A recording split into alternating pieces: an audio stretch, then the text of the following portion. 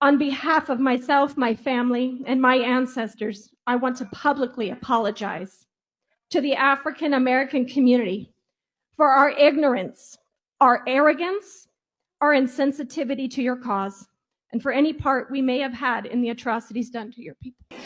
I'm going to ask the white Americans in the room to please repeat after me. On behalf of myself and on behalf of my country, to you and all African Americans, from the beginning of our nation's history, in honor of your ancestors and on behalf of your children, please hear this from my heart.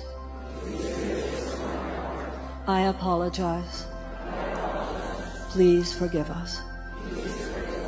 With this prayer, I acknowledge the depth of the evils that have been perpetrated against Black people in America. This is my last message addressed to the people of South Africa. I, without qualification, apologize for the pain and the hurt and the indignity and the damage that apartheid has done to Black, Brown, and Indians in South Africa. I do so not only in my capacity as the former leader of the National Party, but also as an individual. My conversion, to which I refer, didn't end with the admission to myself of the total unacceptability of apartheid. It motivated us in the National Party to take the initiatives we took. From the time that I became leader of the National Party, and more specifically, during my presidency. The road forward is a difficult one. But I firmly believe that if we take hands, and if all the reasonable people in South Africa put their heads together, we can overcome the challenges we face, and we can fulfill the tremendous potential that South Africa has. I've noticed recently a few posts by white people apologizing for being racist, being discriminatory, being silent, being indifferent, behaving in a white privileged way. And this has been pastors and community leaders and politicians. And it's a tough thing to do, first of all, let me just say, so respect to anybody that does that. But what has bothered me is when I've read through the comments section on these posts. Because the comments section itself is the very thing that the post is apologizing about. Because the comments section is a divide between white and black people. The white people are jumping on these apology posts, reassuring the white person posting the apology how loved they are, how appreciated they are, what a good person they are, how we love you and love your family, we pray for you, how you've been a great leader to my life, all the things you've done in the past to help black people. And black people are putting in the comments section, you hurt us. You excluded us. You didn't see us. You were silent about us. You were white privileged towards us. You deepened our pain. So the comments section becomes itself the very thing that the post was trying to address. And I want to say a couple of things. I want to say, first of all, when we do that in the posts, it becomes about the person that's posting, not about the issue. The post isn't about the person's character or sensitivities or their love and heart for people. It's about the pain they have caused, we have caused, to black people. And I think black people get sick and tired of dancing around white people's sensibilities when it comes to a strong discussion about race, discrimination, white privilege, black people almost have to wait until the white people can stomach it, until the white people can get beyond their sense of superiority or their sense of immunity or their shame or their guilt before they can really say what they want to say. And the comments section feels like that. And I want to say also to us white people, and especially in the church, it is far more loving often to stay silent than to use your love to anesthetize each other from a pain we must feel. When you love bomb us, when we're apologizing for something we did that deepened the pain of black people and people of color in the world at this time, when you love bomb us away from it, when you try to put us in that love bubble around us by your love and affirmation, it just deepens people's pain. And you must understand, it's far more loving sometimes to not say I love you and to let us feel the pain of what it is we're trying to fix. And these comment sections have been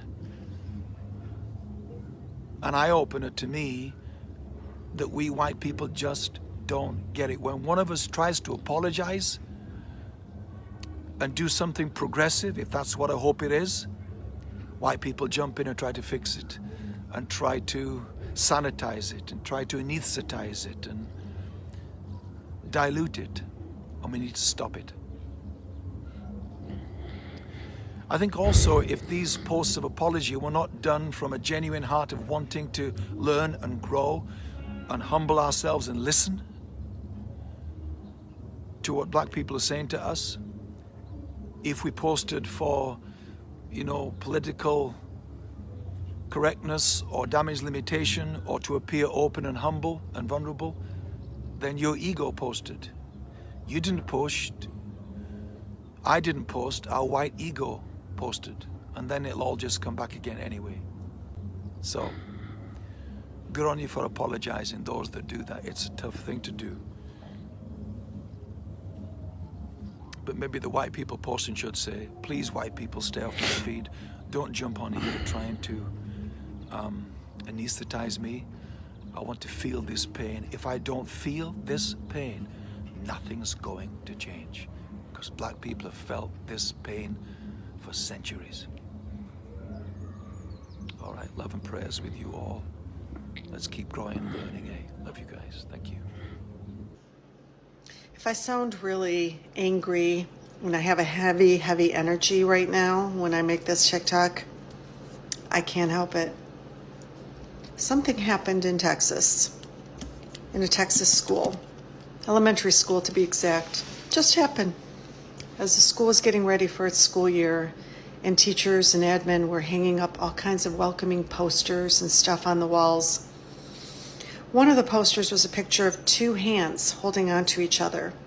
It didn't show the children, just their hands hanging on to each other. One was a black hand and one was a white hand.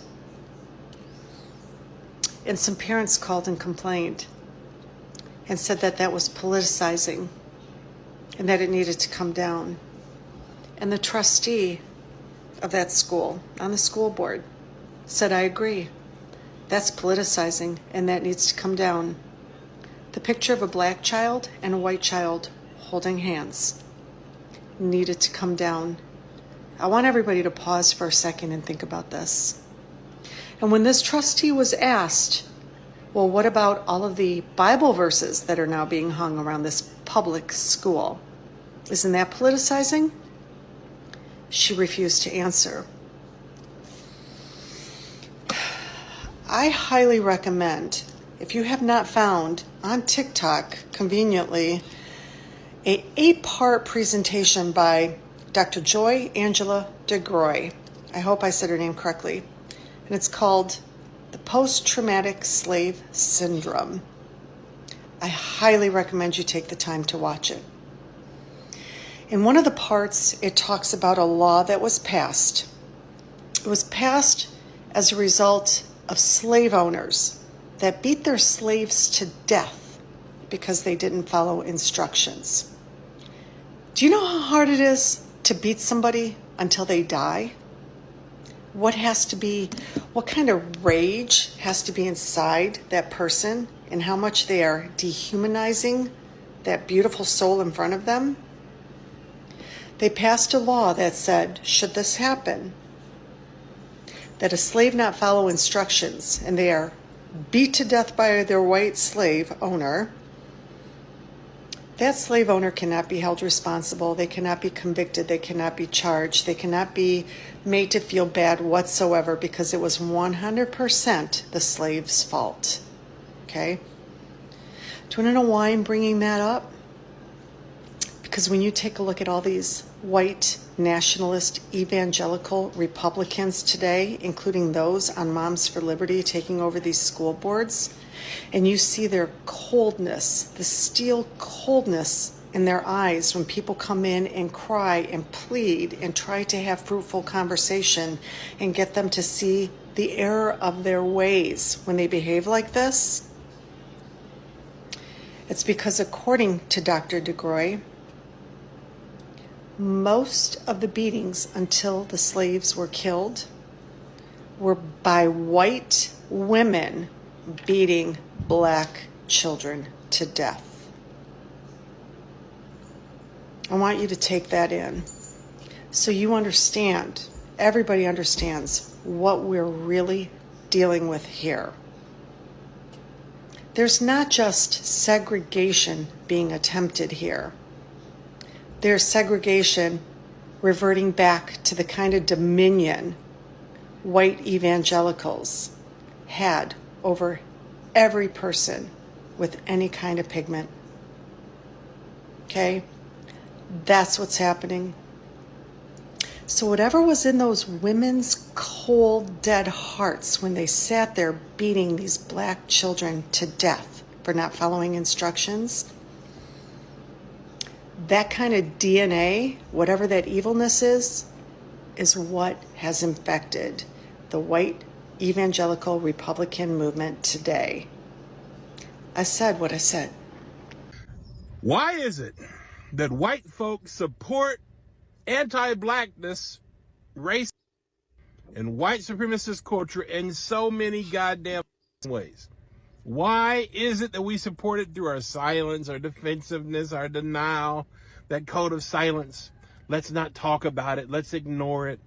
All that gymnastics, that defensiveness, the anger, the passive aggressiveness, the stereotyping, the overt, covert racism, all the that we do, the gaslighting, all that we do as white people. Why can't we just leave black people the alone? Why? Because we were taught that. It's our culture. White supremacist culture is American culture. It's European culture. We see ourselves as overseers. We ourselves as entitled to control and judge black people. White Americans wanted, back in the day, we demanded black people be segregated, right? So we segregated black people okay, great. We're going to make our own. They started doing great. What did we do? We burned their communities down to the ground. And you're going to sit in your silence? You ought to be ashamed of yourself for not giving a every single one of you that can't talk about it, that spews narratives, stereotypes, denial, gaslight. That's not their reality. Telling black people what the they should think, feel, do, be, you. Do better. Reject your training, your indoctrination. Question your own goddamn morality racially for once in your life. I'm tired.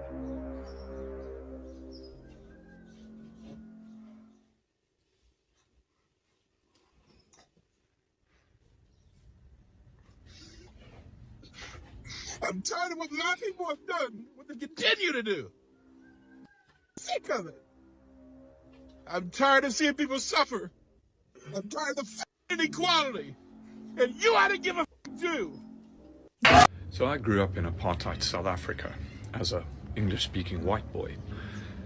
I only became politically conscious when I was already 18 years of age, because prior to that I had been subjected to and sucked in this incredible propaganda of victimization of the white people, where every piece of news, every message we were getting, every joke, the butt of every joke was the stupidity of the black man, the inability of the black man to look after himself, never mind the country, to be ignorant, uneducated, break everything he touched. The messaging was that all violence was black violence, that all crime was black crime, that you had to fear black people. And a huge amount of that fear was that if we let them into the political process, into the governance of the country, that they would do to us exactly what we had done to them for decades, which would be to turn around and oppress us, to murder us, to take our stuff, to move into our houses. It was a very popular story that the ANC, prior to the 94 election, when it was still an illegal organization and Nelson Mandela was still in jail, and the armed wing was exiled to Zambia and Mozambique, Umkhonto we Sizwe, was that they promised all of our domestic servants that those servants would be given the house they worked in when the ANC ruled. And these stories were told amongst the whites to bolster our resolve never to let these black people run our country.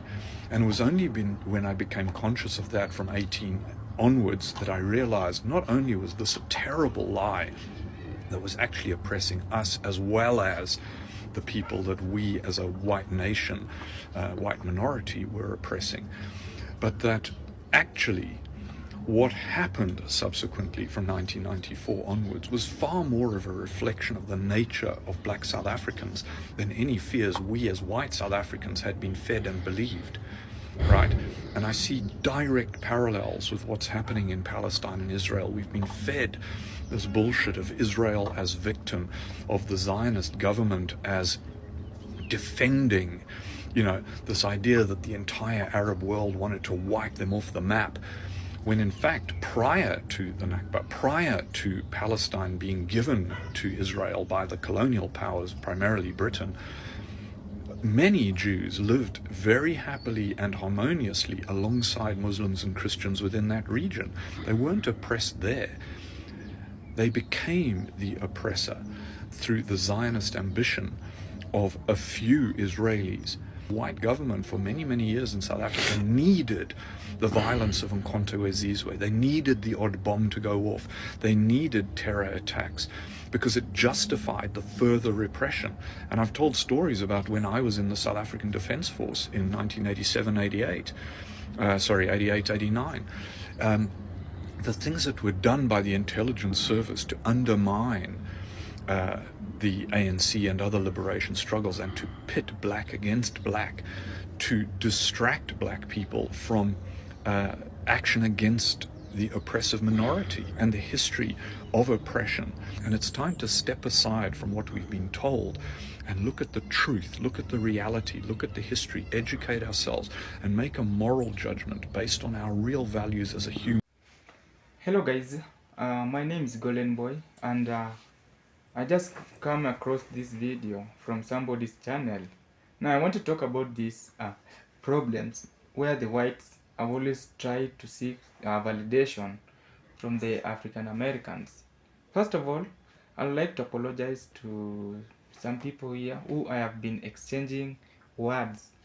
And again, I will mention this person called Thomas Jackson.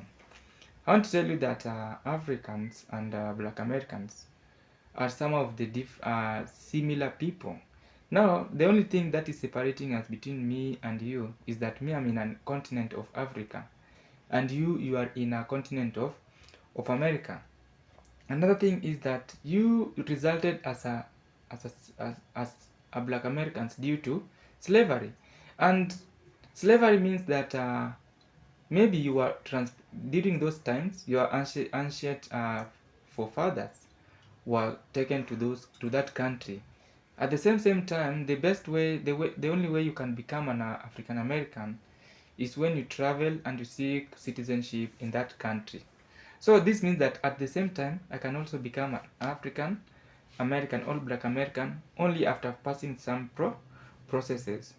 So I've seen people saying that the white people need to apologize and seek for, they want to revenge, the black Americans want that, I don't know how, they want to be paid back, reparation, yeah, reparation. They want reparation from their ancestors, from what they did to the ancestors. I want to tell you that to this, that I think it's time to people to move on. And people have also said that I've never lived with these white people, so I don't know these people, that they don't have soul. Yeah. So the only thing, the best advice is that however much you're going to seek a reparation, then you need to seek reparation only when people are organized. But I don't think that is something that can help us seek wealth. No. The best way is when the black Americans start creating wealth for their fellow people, start having unity for their, like we need to have a site where we'll be helping our fellow black Americans and black friends. So that's, I think that's the best way that can make us get united. Do you know that in some museums there are museums that are already being closed? This means that the history of what they did to these Africans is being hidden from us. So I don't have much to talk about this video, but I want to say that however much we are seeking for forgiveness from the black people and the Africans, I think this is not the right time, 2024.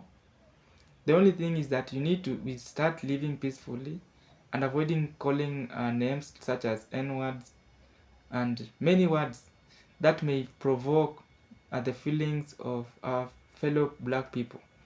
And lastly, I want to say that race, something called black and white, I think one day, one time, it will never exist.